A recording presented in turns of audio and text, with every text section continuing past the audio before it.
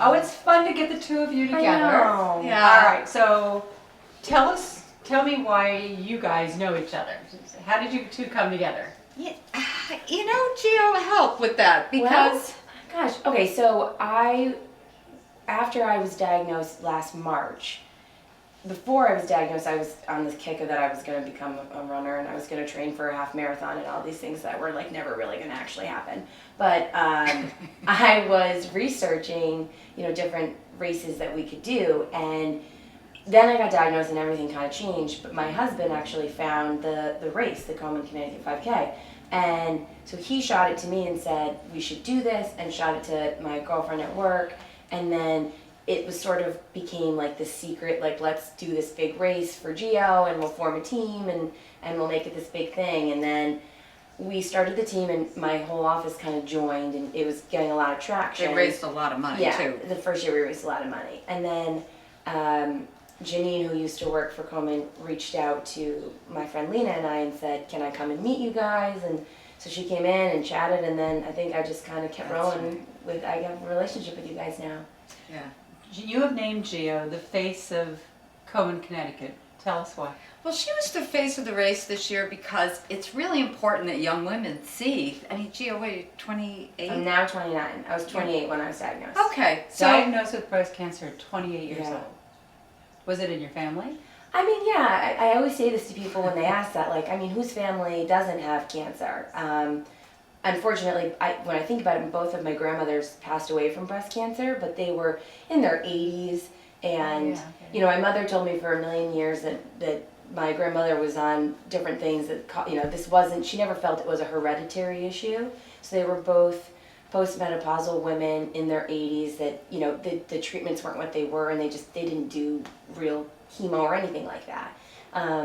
So it was always kind of, you'd go to your physical and it was, this one had cancer, and there's all these different theories. They grew up in Groton, Connecticut, which is down by, like, there's a big power plant there, and everyone always has their theories about it.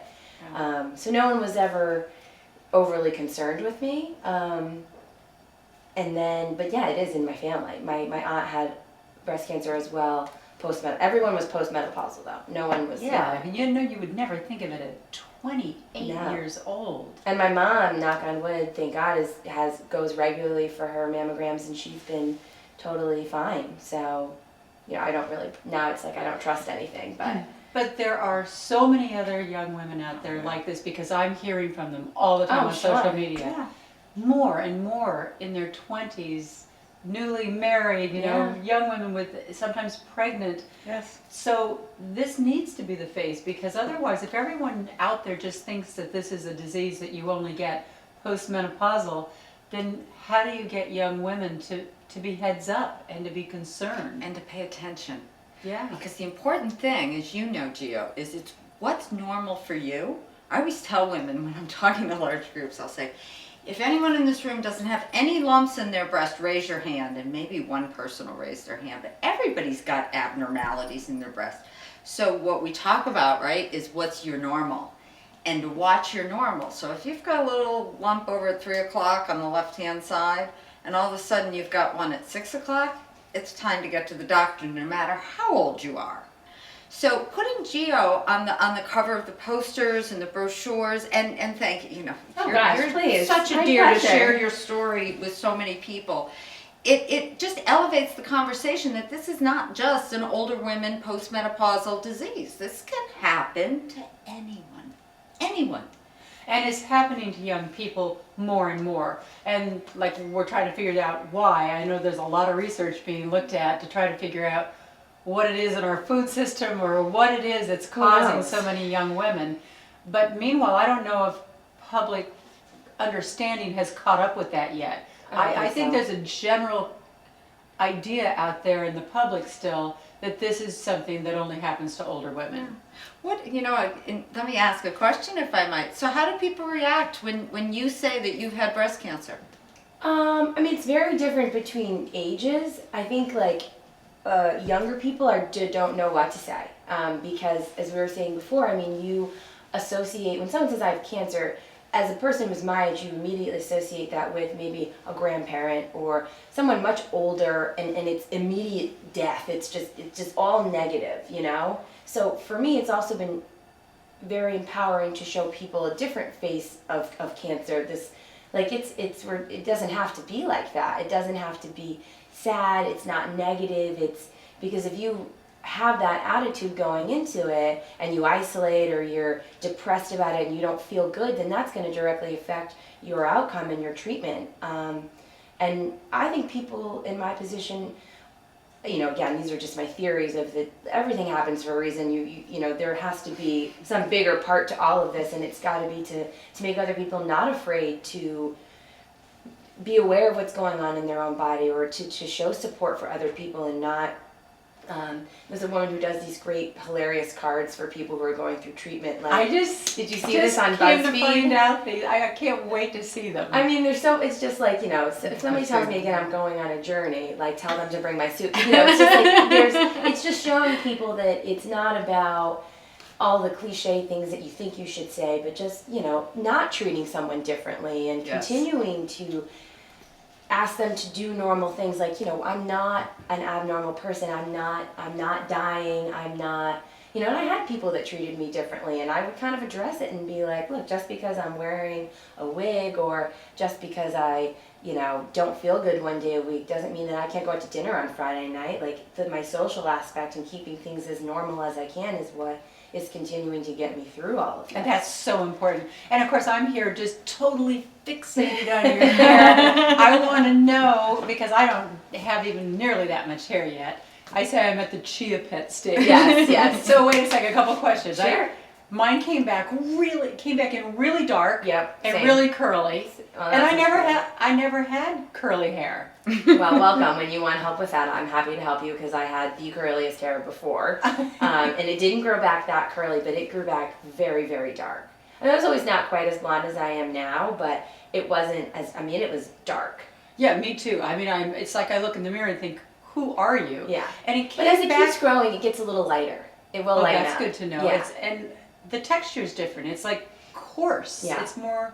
It And it's started thick. very thin, like almost like that, they call it like duck hair, like it was very thin, and then it just totally changed. And you don't even realize it's happening. It's just over the course of a little bit of time. Like, people don't realize, you know, your hair grows, you know, 1/2 inch a month or something, right? Which doesn't sound like a lot, but when it's growing, That's actually sounding like more to me right right? now. Sounds pretty Once good. it starts, it's like a flower. It sprouts, and you're looking at it, waiting and waiting and waiting, and then once it starts, it's just, you know, then I'm at the stage where if I really wanted to grow it, I'd have to go through that sort of awkward stage, especially because it's so thick. But I think that some people will be surprised at how liberating it is to just continue with the short hair and You're rocking it. Yeah, I mean, You're gonna say that. I don't really It took want cancer to find out Yeah, your exactly. best hairstyle. I've said that to people, like, I live in this super inflated world sometimes of like, I feel great, you know, look at this hair, this is fantastic. I would have never done so that. much of it. So much. Okay, so wait. So does it? Mine has grown back a little more coarse and way thicker. Yeah, super thick. So you too? Yeah, I get it thinned out like every 3 weeks because it's so thick and it starts to just grow. I mean, I can show you a picture from Monday to Thursday, and it was like someone put like a little mushroom. It was so During the thick. interview, you're gonna. All right. So I But have see, to get it thinned This out. is so helpful, you know. Yeah. And I mean, this is why we're doing the channel. I Yeah. mean, being able to talk to other people who've gone through the same thing and find out that you're just not weird. No. And it's, you know, that And it's to feel the same. confident in that, Yeah. because, you know, there's nothing to be, and again, different scenarios for different people. I got very lucky. I'm young. I have a decent looking face. I can kind of pull it off. So, but it's you should be proud of the journey. I hate saying that word, but the experience that you've gone through to say, I did lose all my hair, but it's growing back, and I'm not ashamed of what I've gone through. You know, no one's anybody who would judge you on that is not the kind of person that you want to be around anyway. Yeah. You know, you want to continue to surround yourself with really supportive people who, you know, it's like almost like overinflated ego. Like, everyone's always telling you how great you're. Like, I mean, thanks, guys. But So, did you find that all of a sudden, I mean, it was one of the fears I had about going public, is that I knew my normal would not be normal anymore. I'm still And struggling. everywhere That's the first you thing, go, yeah. everyone says, "How are you?" Yes.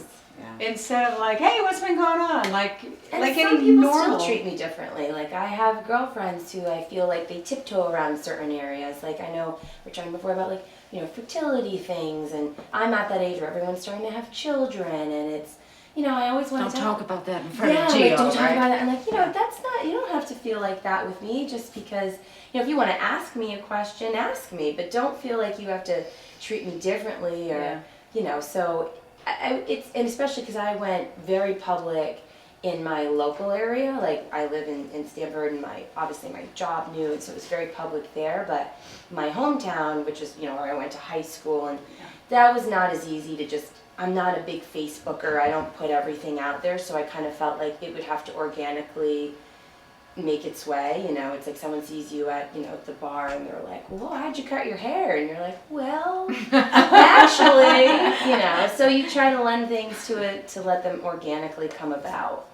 But yeah, I mean, I'm still, especially for women now because I think they're a little bit more aggressive with their treatments now, like because they don't want you to go 10 years and have this happen again, so better to kind of do it all at once. So, it was like I did a solid year of a lot of different things, and it was, you just kind of nose to the ground, I'm just barreling through this. You don't have time to think about anything else other than when is my next treatment, when is my next procedure, what's going on. And then now that I reflect on it being on the other side, it's a whole different pull of who am I now? Like I feel like a completely different person. The new normal. The new normal. See, normal. I keep hearing this over and over again, that you come in one person and you go out another, how and could you sometimes not? it takes a little while for you to figure out what that is. This is almost the hardest You part. reevaluate your whole life. I actually heard women tell me who've had a recurrence that they are glad it happened because they can finally stop obsessing and worrying about having it come back. But I think it's more than the fear of recurrence. I think it is a natural reevaluation of what have I done with my life, what do I want to do with my life, who do I want to be, like I got this second chance, I want to make the most of it. I have had this conversation at least 12 times in the last 3 weeks with different people and then there have been some unfortunate changes that are, and they're not even unfortunate, they have to be, again, everything happens for a reason. And I was telling your daughter, like after the race on Saturday, I went into work on Monday, and my job, who has been very supportive to me, they decided to shut down their fund, and I lost my job on Monday. And it was like, but it was this moment of like, okay, like this is where you really, like, that was the only constant thing I had, that was the only control that never really changed. And part of your identity too, I'm sure. And now it's a forced, like, okay, let's really take a look at my life, and yes, I'm 29 years old, and I've done more before 30 than some people will hopefully ever have to do in their life. But it's a very telling sign of like, who do I want to be in the next chapter of my life, and how can I move forward? You don't want to always be the girl that had cancer. It's a part of who you are, and it's your story. You have to live between. I don't ever want to forget that experience, and I almost want to be the guru. How can I help somebody who doesn't know what to do or doesn't live in this community, or how can I help someone? But I don't want to always associate as like, that's my story. Like there's so much more to me than just that, But you don't want to forget about it either. Absolutely. And I'm sure you can attest to it. Like sometimes I feel like I look back and I'm like, I'm telling someone else's story. Like this isn't actually me. Yeah, you're outside yourself looking in. Yeah. And then you're like, no, that was me. And as soon as you start to feel better and you start moving forward with your life, it's very easy to forget all the stuff that happened in the beginning and all those emotions and feelings, because you almost want to block it out. So it's also to stay in the touch with the community helps you remember who you are and what your story is and what impact you can have on other people. But I think it's so interesting to hear Gio say that after cancer, when you're the survivor, when everyone thinks like, great, let's have some balloons go up and it's all done, that can be the toughest time, somehow psychologically, emotionally. Absolutely. Yeah. It's Because like when you're you're pregnant, right? You reevaluating have the baby everything. and you're no longer, everyone's Yeah. not all over you. You're just the And normal especially person if you're again. a strong person, like I was not, I'm a very independent, very strong, and this only proved to me how much stronger I was, which is great for me, but not so great for lots of people who are really, you know, it's like I didn't fall apart. So you kind of have to look forward and say, okay, now what's my new role in my new life? And now that this is not what we're dealing with every week and every day. And, you know, it's really reestablishing